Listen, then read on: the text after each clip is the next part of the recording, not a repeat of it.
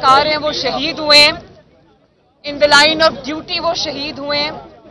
मैं उन शोहदा को, पुलिस ऑफिसर्स को, पुलिस के नौजवानों को जो वहां अपनी जिम्मेदारियां फर्ज अदा करते हुए शहीद हो गए हैं, मैं उनको खराजे तहसीन भी पेश करती हूं। और मैं ये कहना चाहती हूं कि पाकिस्तान के अवाम और कौम को उन पर फख्र है। पुलिस के जो ड्यूटी अदा करते अपने फराइज के दौरान जो एहलकार शहीद होते हैं, उनको वो इज्जत और मकाम नहीं मिलता, उनको जां बहक कहा जाता है। वो कौम के शोहदा हैं, कौम के बेटे हैं, उनको वही स्टेट फ्यूनरल्स मिलने चाहिए जिसके वो हकदार हैं। उनकी कुर्बानियों को भी उतना ही हाईलाइट किया जाना चाहिए जिसके वो हकदार हैं। वो अनसंग हीरोज होते हैं। मैं पाकिस्तान की पुलिस को, लाहौर की पुलिस को, जिन्होंने आज अपनी जानें दी हैं, जख्मी हुए हैं, अपनी ड्यूटी अदा करते हुए, मैं उन सबको खराजे तहसीन पेश करती हूँ और कौम से ये अपील करती हूँ कि उनकी कुर्बानियों को सराहें, उनकी कुर्बानियों को जो है वो हाईलाइट करें। वो भी कौम के बेटे हैं जो इस मिट्टी की हिफाजत के लिए शहीद हुए। अच्छा मैडम,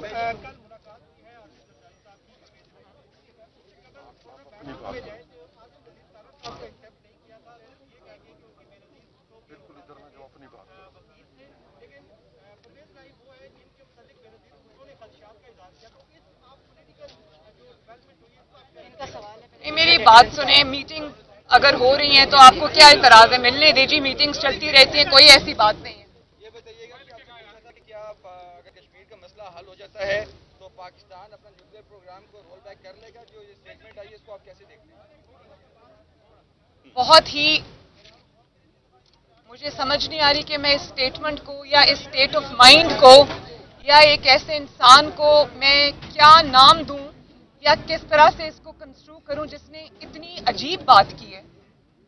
और जो कस्टोडियन, इनको ये पता होना चाहिए कि एक तो ये सिलेक्टेड है, ये अवाम का नुमाइंदा वजीर आजम नहीं है, ये अवाम के रिप्रेजेंटेटिव प्राइम मिनिस्टर नहीं है। इनको अवाम के सर पे चोरी के जरिए मुसल्लत किया गया है और इनको किसी ने ये हक नहीं दिया कि अवाम ने अपनी कुर्बानियों के बाद जो एक स्टेटस हासिल किया है एटमी कुव्वत होने का, उसके ऊपर ये कोई कमेंट भी कर सके। ये उसके कस्टोडियन नहीं है।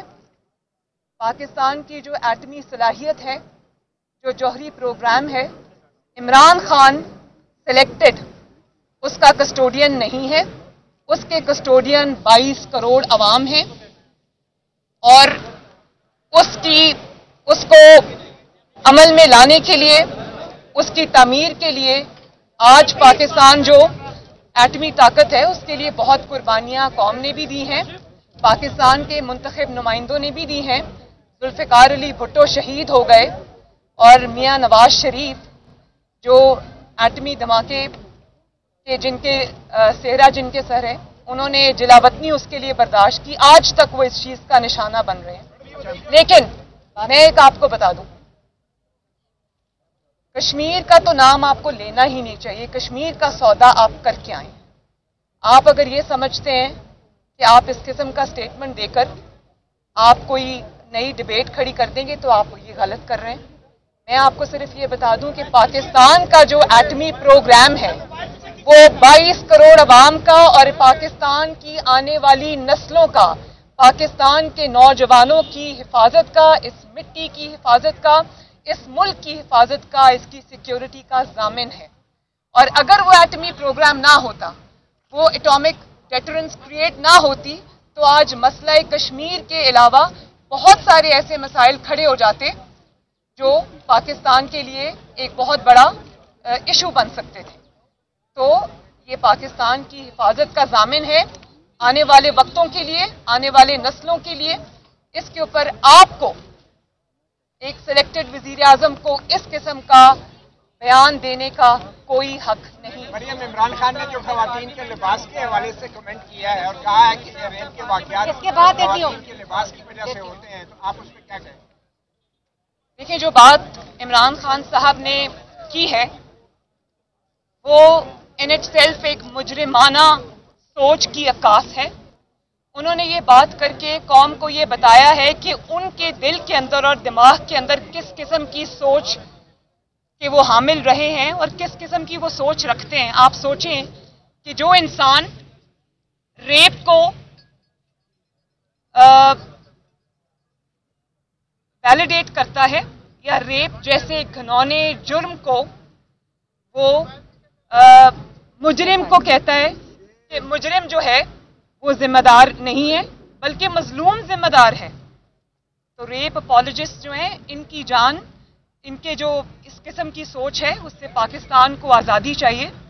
और मैं आपको एक और बात बता दूं, मेरे दिल को इसलिए तकलीफ हुई कि जो छोटे बच्चे ज्यादती का निशाना बनते हैं, जो छोटी बच्चियां जैसे वो ज़ैनब थी, या वो जो मोटरवे पे खातून जिनका रेप हुआ उनके बच्चों के सामने, क्या वो इसलिए हुआ कि उन्होंने कुछ गलत कपड़े पहने हुए थे? आपको शर्म आनी चाहिए इस किस्म की बात करते हुए कि आप मुजरिम को वैलिडेट कर रहे हैं और मजलूम को उसका इल्जाम दे रहे हैं। इसके लिए भी बहुत ही पस्त सोच की आई थिंक वो पस्त सोच है जिसकी उन्होंने अक्कासी की है। मैं इस पे भरपूर अपना एहतजाज रिकॉर्ड कराती हूँ। आपके बारे में ये सुना था कि आप खवातीन को तनकीद का निशाना बनाते हैं या उनके बारे में गलत ज़बान इस्तेमाल करते हैं।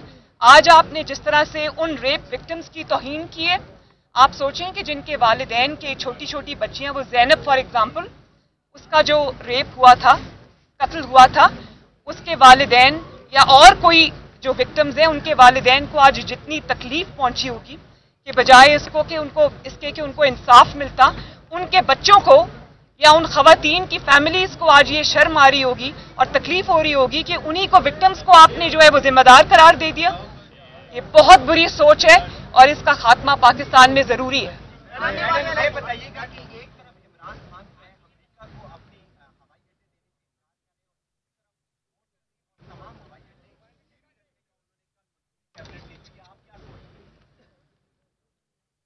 फिर मैं यही बात करूंगी कि आपने तो तारीख के बुलंद तरीन लेवल तक आप पाकिस्तान के कर्जों को ले गए हैं और उन कर्जों के एवज पूरे पाकिस्तान के अंदर मुझे एक ईंट भी आप दिखा दें जो आपने लगाई हो। जब आप पाकिस्तान की तरक्की में एक ईंट का इजाफा नहीं कर सके तो आपको किसने ये हक दिया कि आप पाकिस्तान की मोटरवेज को, पाकिस्तान के एयरपोर्ट्स को जो कि कौम की अमानत है, पाकिस्तान के बड़े बड़े मंसूबों को आप गिरवी रखें? और आप तो कंटेनर पे चढ़ के तकारीर किया करते थे ना कि मेरे पास 200 माहरीन की टीम है और हमारा होमवर्क मुकम्मल है और हमारे पास हम 9 दिन में तब्दीली ले आएंगे, हम 1 महीने में तब्दीली ले आएंगे और हमारे पास एक पूरा प्लान है।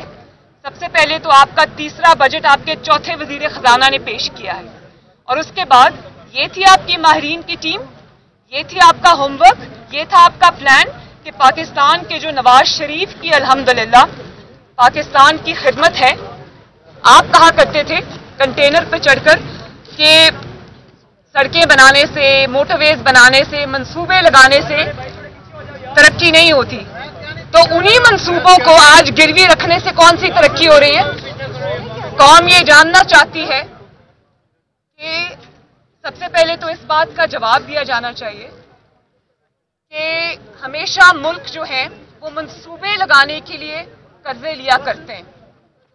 कर्जे लेकर अवाम की जो अमानत मंसूबे उनको गिरवी नहीं रखा करते। तो मुझे ये बताएं कि कौन आज आपके अताब से बचा है?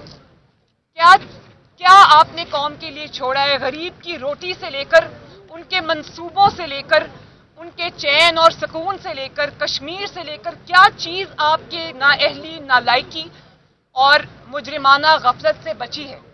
और आज आप जब कह रहे हैं कि मोटरवेज और जो एयरपोर्ट्स हैं आप उनको गिरवी रखेंगे, तो सबसे पहले तो आप इस चीज का एतराफ करते हैं कि नवाज शरीफ ने अल्हम्दुलिल्लाह अपनी कौम के लिए इतने बड़े बड़े मंसूबे लगाए कि जिनको गिरवी रखकर आज आप कर्जे लेने की बात करें। तो ये तो इस चीज का एतराफ है कि नवाज शरीफ ने अल्हम्दुलिल्लाह इस मुल्क के लिए इतने बड़े बड़े काम किए, और अभी चंद साल पहले, ज़्यादा दूर नहीं है, 2018 का इलेक्शन से पहले, ये पाकिस्तान की तनज़्ज़ुली तो 2018 के बाद जब ये नाअहल को मुसल्लत किया गया है उसके बाद शुरू हुई है।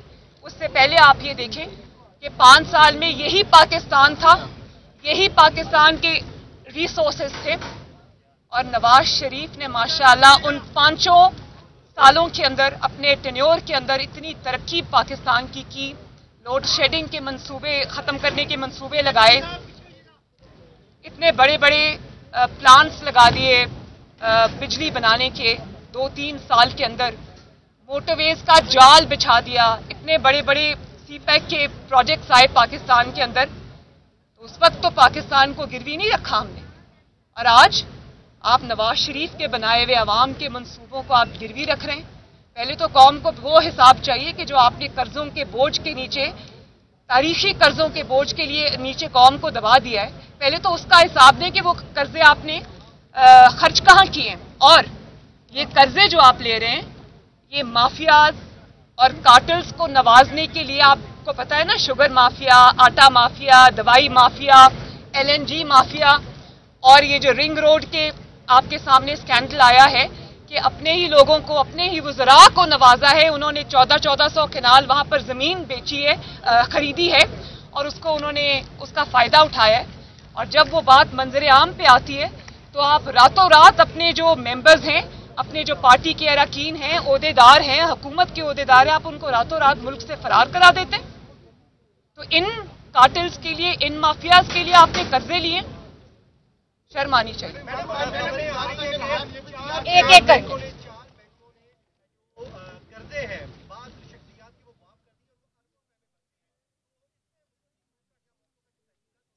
सॉरी, आप जरा फिर बताइए। 4 ऐसे बैंकों ने जो अरबों रुपए में बनते हैं, मैंने अभी आपको यही बात की कि जो उनको हुकूमत को चलाने में, हुकूमत को, ये मरी हुई हुकूमत को जो वफात पा चुकी हुई है बहुत साल पहले, उसको जिंदा रखने के लिए, उसको चलाने के लिए उनको जिन जिन कंधों की ज़रूरत है, जिन जिन लोगों की ज़रूरत है, उनको बचाने के लिए वो पूरे पाकिस्तान को दाव पे भी लगा सकते हैं, उसके असासे गिरवी भी रख सकते हैं। लेकिन उनको, चाहे वो पिज्ज़ा बनाता हो या वो रिंग रोड का कोई हो, या वो कोई आटा या चीनी माफिया का, उसको NRO देने के लिए उसके घर पहुंच जाते हैं, सिर्फ इसलिए कि इनकी गिरती हुई हुकूमत बरकरार रहे। लेकिन पाकिस्तान अब अफोर्ड नहीं कर सकता कि पाकिस्तान के लोग रोटी से लेकर, गैस से लेकर, बिजली से लेकर, पेट्रोल से लेकर, और अब वो इस किस्म की चीज़ों को फेस कर रहे हैं। तो ये हुकूमत, अल्लाह ताला इसकी जान जल्दी पाकिस्तान से छुड़ा दे ताकि लोग सुकून का सांस लें।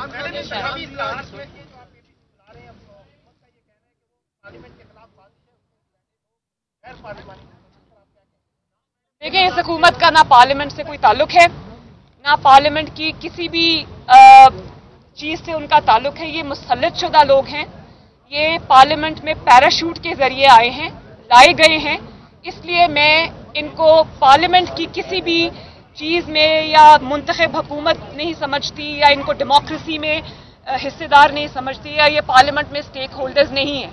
इनके स्टेक्स कहीं और जुड़े हुए हैं। इनको पार्लियामेंट के बारे में बात करने का कोई हक नहीं, क्योंकि ये अवामी नुमाइंदे नहीं हैं, बल्कि अवाम का वोट चोरी करके अवाम के सिरों पे मुसल्लत है, जिनकी वजह से आज अवाम जो है वो पिस गई। आने वाले इलेक्शन में मुस्लिम लीग नून को कौन लीड करेगा? मोहम्मद नवाज शरीफ साहब इंशाअल्लाह जी। Last question.